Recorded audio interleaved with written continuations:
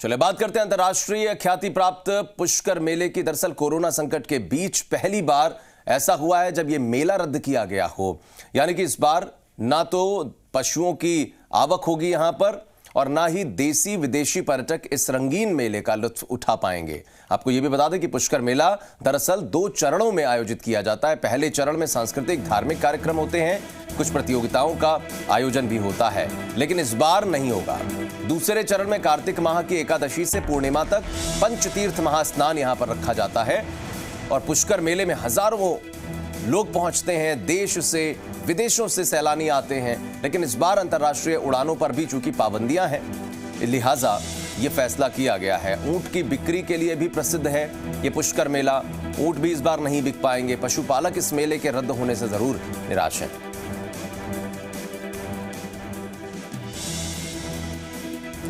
जी media संवाददाता मनवीर सिंह हमारे साथ जुड़ चुके हैं, सीधे बातचीत करते हैं। मनवीर, निश्चित रूप से जब वैश्विक स्तर पर कोई आयोजन होता है तो वहां पर आने जाने वाले जो सैलानी हैं उनके अलावा सबसे बड़ी बात होती है व्यापारिक गतिविधियों की।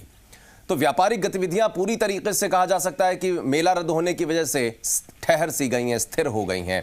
क्या कुछ आपको प्रतिक्रियाएं मिल रही हैं और क्या कुछ इसके पीछे प्रशासन ने कारण गिनाए हैं?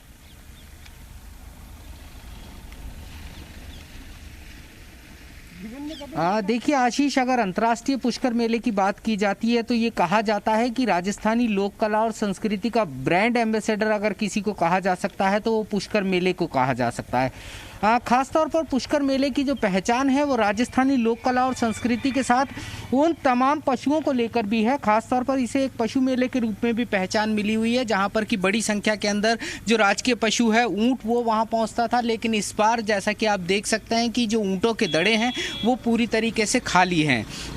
इसी के साथ साथ क्योंकि ये जो पुष्कर मेला है ये न केवल धार्मिक आधार पर महत्वपूर्ण हो जाता है, आर्थिक और सामाजिक क्षेत्रों की अगर हम बात करते हैं तो कहीं ना कहीं पुष्कर मेला अपने आप में बहुत महत्वपूर्ण हो जाता है। इस समय हमारे साथ में जो ऊंटों के विशेषज्ञ हैं अशोक टांक वो मौजूद हैं, साथ में जो टूरिस्ट गाइड हैं वो भी मौजूद हैं, हम उनसे बात करेंगे। अशोक जी, सबसे पहले आपसे जानना चाहूँगा, बहुत बड़ा इम्पैक्ट कहीं ना कहीं जाता है, इस बार पुष्कर मेले का आयोजन नहीं होगा और जो आर्थिक गतिविधियां हैं जो मेले से जुड़ी हुई वो ठप होने से खास तौर पर जो मध्यम वर्गीय वर्ग है उसको बड़ा नुकसान है। बिल्कुल आप सही कह रहे हैं। और जो पुष्कर मेले की जो कोरोना काल में जो इस तरह से बंदिशें लगी है वो पूरा लोक कला संस्कृति लोगों को यहाँ आना जाना बहुत भारी पड़ रहा है। किस तरह के हालात हैं? कल बड़ी संख्या के अंदर जो ऊँट है वो यहाँ पर पहुँचे थे और उनको यहाँ से फिर हटाया गया। हर साल जहाँ आपको मालूम है हज़ारों की तादाद में ऊँट आते हैं, पर इस बार ऊँटों के लिए आने के लिए बंदिश लगा दी है। फिर भी 80 से 100 ऊँट यहाँ आए थे पर उनको वापस जाना पड़ा क्योंकि सरकार ने उन्हें वापस भिजवा दिया। तो ये बहुत दुख की बात है और मैं बहुत मायूस हूँ क्योंकि ऊँट मेरे लिए भगवान है और काफ़ी मैंने इससे प्रसिद्धि पाई है। अगर पुष्कर मेले की हम बात करते हैं, लगभग 5 लाख जो श्रद्धालु हैं इस पुष्कर मेले में शिरकत करते हैं। अगर विदेशी पर्यटकों की बात करते हैं तो 5 से 10 हज़ार का आंकड़ा हर साल यहाँ पर होता है। इस बार किस तरह के हालात हैं? सर, टूरिस्ट तो यहाँ पे अभी बहुत ही कम है और फॉरेनर्स तो बिल्कुल भी नहीं है।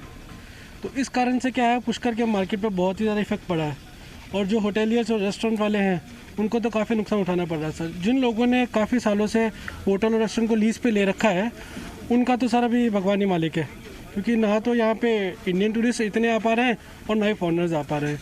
तो इस साल शायद मेले के कारण से सभी को नुकसान उठाना पड़ेगा।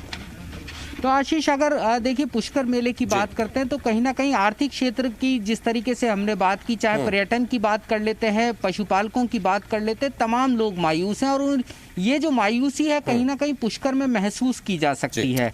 दीपावली के दूसरे दिन से ही यहाँ पर पशुपालकों का आना शुरू हो जाता है और उसके बाद में प्रबोधनी एकादशी यानी कार्तिक मास की एकादशी से लेकर के कार्तिक मास की पूर्णिमा तक जो पंचतीर्थ स्नान होता है उसमें बड़ी भारी संख्या के अंदर जो श्रद्धालु हैं वो यहाँ पर पहुँचते थे।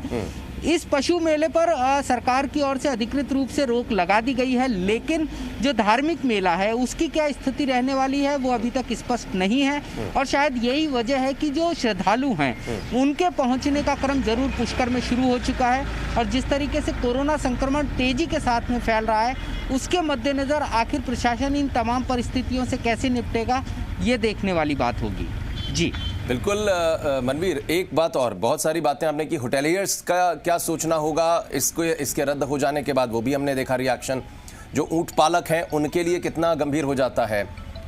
जब भी कोई पुष्कर मेले को देखने के लिए विदेशों से आता है, सीमा पार से आता है, सात समुंदर पार से आता है, तो वो एक प्रोग्राम बना के आता है कि राजस्थान के तमाम जगहों पर जाएगा, घूमेगा। पर्यटन व्यवसाय कहीं ना कहीं इससे बहुत बड़े स्तर पर जुड़ता है, क्योंकि सिर्फ पुष्कर मेला नहीं बल्कि पूरा अजमेर, ख्वाजा के दर पे भी जाते हैं लोग। तो ऐसे में एक बड़ा रेवेन्यू का पार्ट है जो प्रशासनिक स्तर को फायदा होता है। कितना घाटा इस बार देख रहे हैं? क्योंकि पिछले बार या उससे पहले जब जब पुष्कर मेला लगता रहा है तो उसमें होने वाला जो फायदा है रेवेन्यू के, अगर हम बात करते हैं, तो कितना घाटा लगता है इस बार?